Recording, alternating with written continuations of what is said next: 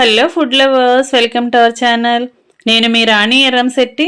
ఈరోజు హాట్ అంటే ఎక్కువగా ఇష్టపడే వారి కోసం స్నాక్స్ చేసి చూపించబోతున్నానండి. 1 కప్పు బియ్యం పిండితో చాలా ఈజీగా మనం కుక్ చేసుకుని ఫ్యామిలీకి సర్వ్ చేయొచ్చు. ఆ ప్రాసెస్ అంతా కూడా నేను మీకు చూపిస్తాను. వీడియోని మధ్య మధ్యలో స్కిప్ చేయకుండా ఫస్ట్ నుంచి లాస్ట్ వరకు చూడండి. ఇంకా ప్రాసెస్ స్టార్ట్ చేద్దాం. ముందుగా 1 కప్పు నిండా బియ్యం పిండి తీసుకోండి. అలాగే 1/2 కప్పు పచ్చిశనగపప్పుని 1 గంట ముందుగా నానబెట్టుకుని కడుక్కుని తీసుకోండి. ఇలా తీసుకున్నాం కదా, ఇప్పుడు మనం కొలుచుకుని పక్కన పెట్టుకున్న 1 కప్పు బియ్యం పిండి కూడా అలా ఒక బౌల్లోకి వేసేసుకుందాం. ఎందుకంటే ఈ కప్పుతో మనం వాటర్ కొలవబోతున్నాం, అందుకే ఆ పిండిని పక్కన పెట్టుకుందాం. ఇప్పుడు పిండి కొలుచుకున్న కప్పుతోనే నిండా వాటర్ తీసుకోండి. 1 కప్పు బియ్యం పిండికి 1 కప్పు వాటర్ అయితే కరెక్ట్గా సరిపోతాయండి, ఎక్కువగా పోయకూడదు. ఇలా పోసుకున్నాం కదా, ఇప్పుడు కళాయి తీసుకుని వాటర్ అన్నీ కూడా కొలుచుకుని పెట్టుకున్న వాటర్ అన్నీ కూడా అలా పోసేసుకోవాలి కళాయిలో. ఇప్పుడు 1 అర టీ స్పూన్ పసుపు, టేస్ట్కి సరిపడా సాల్ట్ వేసుకోండి. 1 టీ స్పూన్ సాల్ట్ వేసాను. అలాగే 1 టీ స్పూన్ కారం వేసుకోవాలి. అలాగే 2 టేబుల్ స్పూన్లు తెల్ల నువ్వులు వేసుకోండి.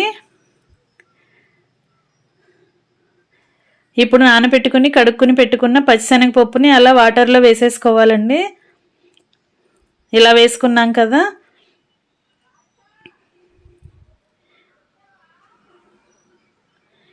ఇప్పుడు 1 అర టీ స్పూన్ జీలకర్ర వేసుకోండి. ఈ కళాయిని పక్కన పెట్టుకుని ఒక మిక్సీ జార్ తీసుకోండి. 1 పెద్ద ఉల్లిపాయ తీసుకుని అలా ముక్కలుగా కట్ చేసుకుని మిక్సీ జార్లో వేసుకోండి. అలాగే ఘాటుకు తగ్గట్టుగా కొన్ని పచ్చిమిర్చి కూడా అలా వేసుకోండి. అవి 2 కూడా మెత్తగా గ్రైండ్ చేసుకుందాం. ఇలా గ్రైండ్ అయిన పేస్టుని కూడా మనం కలిపి పెట్టుకున్న వాటర్లో వేసేసుకోవాలండి కళాయిలో. ఈ పేస్ట్ అంతా కూడా రుబ్బుకుని పెట్టుకున్న పేస్ట్ అంతా కూడా అల్లం ఉల్లిపాయ పచ్చిమిర్చి పేస్ట్ అంతా కూడా అలా వేసేసుకుందాం. ఇలా వాటర్లో వేసేసుకోవాలి. ఈ మిక్సీ జార్లో కొంచెంగా వాటర్ పోసుకుని అదంతా కూడా శుభ్రంగా తీసుకుని వేసుకుందాం. కొంచెంగా వాటర్ పోయండి, ఎక్కువగా పోయకూడదండి. ఇలా కొంచెంగా పోసుకున్నాం కదా, ఇప్పుడు మనం గరిటెతో ఇవన్నీ కూడా బాగా వాటర్లో కలిసే వరకు కలుపుకుందాం. ఈ కళాయిని స్టవ్ మీద పెట్టుకుని ఫ్లేమ్ని హైలో పెట్టుకుని వాటర్ని బాగా మరిగించుకుందామండి. బాగా కాగిన తర్వాత మనం ఒకసారి వాటర్ని టేస్ట్ చూసుకుందాం. సాల్ట్ కానీ కారం కానీ చాలకపోతే యాడ్ చేసుకోవచ్చు. అలాగే కడిగి పెట్టుకున్న కరివేపాకులు కొన్ని వేసుకోండి.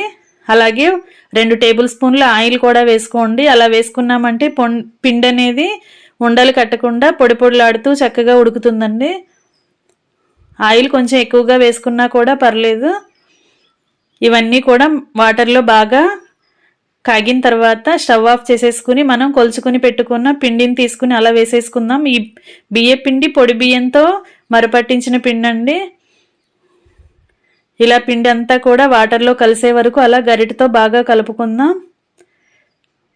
మనం కొలుచుకున్న వాటర్ అనేవి కరెక్ట్గా సరిపోతాయండి కప్పు పిండికి. ఇలా గరిటెతో మొత్తం కూడా పొడి పొడిలాడుతూ కలుపుకోవాలి.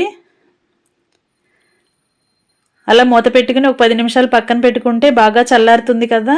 చల్లారిన తర్వాత ఇలా మనం గరిటె పక్కన పెట్టేసుకుని చేత్తోనే మనం పిండి అనేది బాగా కలుపుకోవాలి. అప్పుడే పిండి సాఫ్ట్గా వస్తుంది. వాటర్ అనేవి మనం చూసినప్పుడు చాలనట్లు అనిపిస్తాయి, కానీ మనం చేత్తో ప్రెస్ చేసుకున్నట్లయితే పిండి అనేది ఇలా ముద్దలాగా వస్తుందండి. అందుకే కరెక్ట్ కొలతతో వాటర్ తీసుకోండి, ఎక్కువగా పోసుకోకూడదు. ఇప్పుడు ఈ పిండి అంతా కూడా చపాతీ ముద్దలాగా చేసుకోవాలి. చేతికి కొంచెంగా ఆయిల్ అప్లై చేసుకుని పిండిని ఒక ముద్దలాగా ఫామ్ చేసుకుందాం. ఫ్రెండ్స్, నా ఛానల్ని కనుక మీరు ఫస్ట్ టైం వాచ్ చేస్తున్న వారైతే రన్ అవుతున్న వీడియో కింద రెడ్ కలర్లో సబ్స్క్రైబ్ అనే ఆప్షన్ ఉంటుంది కదా, దానిని టచ్ చేసి ALL ఆల్ అని బెల్ ఐకాన్ని కూడా యాక్టివేట్ చేశారంటే నేను పెట్టబోయే రెసిపీస్ అన్నీ కూడా మీ ఫోన్కు నోటిఫికేషన్కి వస్తాయి. ఏ రోజు రెసిపీ ఆ రోజు ఓపెన్ చేసి చూడొచ్చు. అలాగే మీకు కూడా నచ్చితే కుక్ చేసి మీ ఫ్యామిలీకి కూడా సర్వ్ చేయొచ్చండి. ఇలా పిండి అంతా కూడా కలుపుకున్నాం కదా, ఇప్పుడు మనం కొంచెంగా పిండిని తీసుకుని అలా బాల్స్ లాగా చేసుకుందాం. మనకి కావాల్సిన సైజులో చేసుకోవచ్చండి. ఇలా చేతికి మాత్రం ఎప్పటికప్పుడు ఆయిల్ని అప్లై చేసుకుంటూ ఉండాలి. అలా చేసుకుంటే పిండి మన చేతికి అంటుకోకుండా ఈజీగా మనం చేసుకోగలుగుతాం రెసిపీస్ అనేవి. ఇలా మనం ఉడికించి పక్కన పెట్టుకున్న పిండి అంతా కూడా ఒకేసారి ఇలా బాల్స్ లాగా చేసుకుంటే మనకి పని అనేది ఈజీ అవుతుంది.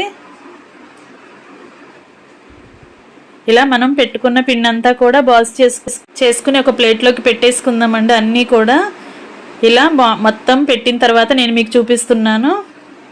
ఇలా పిండి అంతా కూడా తీసుకున్నాం కదా, ఈ ప్లేట్ని పక్కన పెట్టేసుకుందాం. ఇప్పుడు ఒక బటర్ పేపర్ తీసుకోండి, లేదంటే కుకింగ్ ఆయిల్ కవర్స్ ఉంటాయి కదా, లేదంటే ప్యాకింగ్ కవర్స్ అయినా తీసుకోండి. అలా తీసుకుని దానికి కొంచెంగా ఆయిల్ అప్లై చేయండి. ఇలా కుకింగ్ ఆయిల్ వేసుకున్నామంటే మనం చేసుకున్న చెక్కలు అనేవి ఈజీగా మనం రిమూవ్ చేసుకోగలుగుతాం పేపర్ నుండి. ఇలా ఒక్కొక్కటి మనకి కావలసిన సైజులో ఒత్తుకోవాలండి. మరీ మందంగా ఉండకూడదు, అలాగని మరీ పల్చగా కూడా ఒత్తుకోకూడదండి. కరెక్ట్గా చేసుకోండి.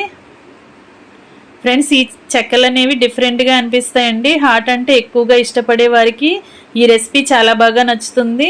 మనం ఒక కప్పు పిండితో అప్పటికప్పుడు ఇలా చేసి పెట్టేయచ్చు మన ఫ్యామిలీకి. పెద్ద వయసు వారు కూడా నమలేలా చాలా మెత్తగా సాఫ్ట్గా వస్తాయండి. చాలా టేస్టీగా కూడా ఉంటుంది ఈ రెసిపీ అనేది. మీ అందరూ కూడా ఖచ్చితంగా ట్రై చేయండి. ఇలా ఒక్కొక్కటి మనం బటర్ పేపర్ మీద కానీ కుకింగ్ ఆయిల్ కవర్స్ మీద కానీ ఇలా పెట్టుకుని ఒక్కొక్కటి అలా చేసుకుని పక్కన పెట్టేసుకోవాలండి. మనం కలిపి పెట్టుకున్న పిండి ముద్దలన్నీ కూడా అలా చేసుకోవాలి. కరెక్ట్గా ఒత్తుకుంటే మనం డీప్ ఫ్రై చేసినప్పుడు మొత్తం కూడా ఈవెన్గా ఫ్రై అయ్యి తింటున్నప్పుడు కరెక్ట్గా అనిపిస్తుంది టేస్ట్ అనేది.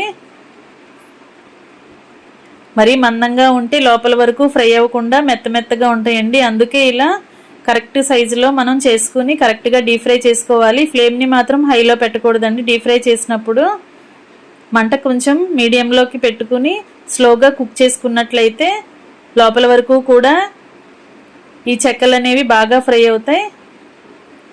మనం ఉల్లిపాయ పచ్చిమిర్చి వేసాం కదా, కొంచెం స్లోగా ఫ్రై చేసుకున్నట్లయితేనే అవి చక్కగా కరెక్ట్గా ఫ్రై అవుతాయండి. లోపల వరకు చక్కగా ఫ్రై అవుతాయి. టేస్ట్ మాత్రం చాలా చాలా బాగుంటుందండి. పచ్చిశనగపప్పు కూడా ఎక్కువగా నానబెట్టుకుని వేసుకున్నా కూడా మీకు టేస్ట్ అనేది బాగా తెలుస్తుంది. అలాగే నువ్వులు కూడా వేసుకోండి. నువ్వులు లేకపోయినా కూడా ఈ రెసిపీ అనేది చేసుకోవచ్చు.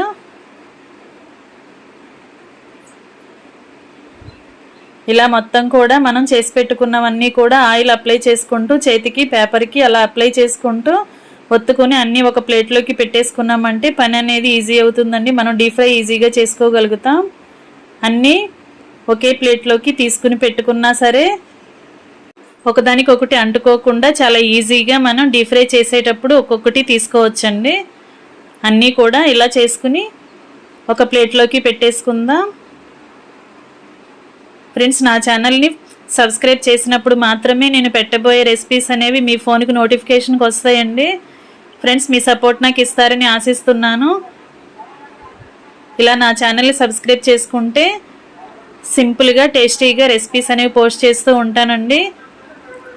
ఇప్పుడు స్టవ్ వెలిగించుకొని కళాయి పెట్టుకుని డీప్ ఫ్రైకి సరిపడా ఆయిల్ పోసుకోండి. మనం చేసి పెట్టుకున్నవన్నీ కూడా అలా ప్లేట్లోకి పెట్టేసుకున్నాం కదా, ఆయిల్ కొంచెం కాగిన తర్వాత అలా ఆయిల్కి పట్టినన్ని అలా స్లోగా వేసుకోండి. ఆయిల్లో వేసిన వెంటనే మనం గరిటెతో తిప్పకూడదండి. కొంచెం సేపు ఫ్రై అయిన తర్వాత టర్న్ చేసుకుంటే రెండు వైపులో కూడా ఈవెన్గా ఫ్రై అవుతాయి. ఫ్రెండ్స్, హాట్ అంటే ఎక్కువగా ఇష్టపడే వారికి ఈ రెసిపీ చాలా బాగా నచ్చుతుందండి. ఈవినింగ్ టైంలో టీ ప్రిపేర్ చేస్తూ ఉంటాం కదా, ఆ టైంలో ఇలా 2-3 చెక్కలు తీసుకుని అలా తింటూ టీ తాగామంటే టేస్ట్ అనేది చాలా చాలా బాగుంటుంది. మీ ఇంట్లో కూడా అందరికీ నచ్చేలా ఉంటుందండి ఈ రెసిపీ అనేది. ఖచ్చితంగా మీరు ట్రై చేయండి. ఇలా రెండు వైపులా కూడా కరెక్ట్గా ఫ్రై అయిన తర్వాత అవన్నీ కూడా తీసుకుని వేరొక ప్లేట్లోకి పెట్టేసుకుందాం. ఫ్రెండ్స్, ఆయిల్కి పట్టినన్ని మాత్రమే వేయండి. ఎక్కువగా వేసామంటే కరెక్ట్గా ఫ్రై అవ్వవు. అక్కడక్కడ కొంచెం మెత్తగా వచ్చేస్తాయి. తింటున్నప్పుడు అంత టేస్ట్ అనేది బాగా తెలియదండి. అందుకే కొంచెంగా వేసుకుంటూ డీప్ ఫ్రై చేసుకుంటే క్రిస్పీగా టేస్టీగా చాలా బాగా వస్తుంది రెసిపీ అనేది.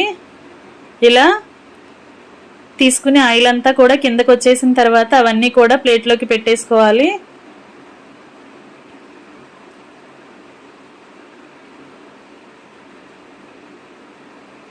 ఇలా కొంచెంగా డీప్ ఫ్రై చేసుకుంటూ మనం చేసి పెట్టుకున్నవన్నీ కూడా అలా డీప్ ఫ్రై చేసుకుంటూ ఒక ప్లేట్లోకి పెట్టేసుకోవాలండి. ఇంకా స్నాక్స్ రెడీ అయిపోయాయి. ఎంతో టేస్టీగా ఉండి బియ్యపిండి చెక్కలు రెడీ అయిపోయాయి. మీ అందరికీ కూడా ఖచ్చితంగా నచ్చుతుందండి ఈ రెసిపీ అనేది.